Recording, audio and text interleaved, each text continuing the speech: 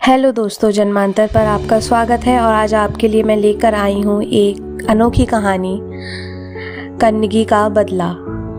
बहुत समय पहले तमिलनाडु के पुहार शहर में एक सुंदर और सुशील स्त्री रहती थी। उसका नाम था कन्नगी। उसका विवाह कोवलन नाम के एक धनी युवक से हुआ था। दोनों एक दूसरे से बहुत प्यार करते थे और दोनों का जीवन सुख से चल रहा था। पर एक दिन कोवलन का मन भटक गया। वह एक नर्तकी माधवी के प्रेम में पड़ गया। माधवी सुंदर गहनों में और भी सुंदर लगती थी। उसके चेहरे की चमक हर आदमी को मोहित कर उठती थी। कोवलन माधवी के लिए पागल हो चुका था। एक दिन जब माधवी नाच रही थी, तब बीच में ही उठकर कोवलन ने माधवी का हाथ पकड़ लिया और उसके गले में अपने गले से उतारा हुआ बेशकीमती हार डालकर कहा, तुम मेरी बनकर रहो, मैं तुम्हें हीरो में तोल दूंगा। और फिर यही हुआ। धीरे धीरे उसने अपना सारा धन और समय माधवी पर लुटा दिया और कन्नगी से दूर होता चला गया। जब कन्नगी को कोवलन के धोखे का एहसास हुआ, तब भी वह चुपचाप सहती चली गई। उसे उम्मीद थी कि एक दिन उसका पति लौट आएगा, और ऐसा ही हुआ। कोवलन जब सब कुछ हार गया तो कन्नगी के पास वापस लौट आया। कोवलन ने आंसू भरी आंखों से कहा, कन्नगी, मैंने तुम्हारा दिल दुखाया है, क्या तुम मुझे फिर अपनाओगी? कन्नगी ने शांत स्वर में कहा, पति और पत्नी का रिश्ता तो जन्मों का होता है, मैं शिकायत नहीं करूंगी। अब हम नया जीवन शुरू करेंगे। और दोनों मथुरा पहुंचे। पर वहां पर एक नया जीवन शुरू करना आसान ना था।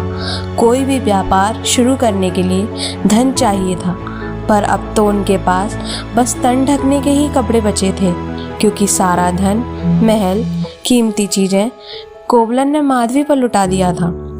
पतिव्रता कन्नगी ने अपना एकमात्र गहना, एक कीमती पायल भी अपने पति को दे दी और कहा, ये पायल लीजिए, बहुत कीमती है, यही हमारे नए जीवन की शुरुआत बनेगी, आप इसे जाकर बाजार में बेच आइए। कन्नगी का यह त्याग देखकर कोवलन की आंखें भर आई। उसे खुद से नफरत हुई और आंखों में पश्चाताप दिखने लगा। उसने कन्नगी का हाथ अपने हाथों में लिया और बोला, मैं तुम्हारी माफी के भी लायक नहीं कन्नगी, और तुम मुझ जैसे धोखेबाज को एक और मौका देने के लिए तैयार हो। कन्नगी ने रोते हुए पति को समझाया और कहा, मेरा स्त्री धन तो तुम हो, जाओ इसे बेच दो, अब हम नया जीवन जिएंगे। कोवलन नई उम्मीद जगाकर पायल बेचने सुनार के पास पहुंचा। पर उसी समय मथुरा राज्य में यह खबर फैली हुई थी कि रानी की पायल चोरी हो गई है। कन्नगी की पायल रानी की पायल जैसी ही थी। सुनार को कोवलन पर शक हुआ। उसने राजा के आदमी को बुलाया और कोवलन को पकड़वा दिया।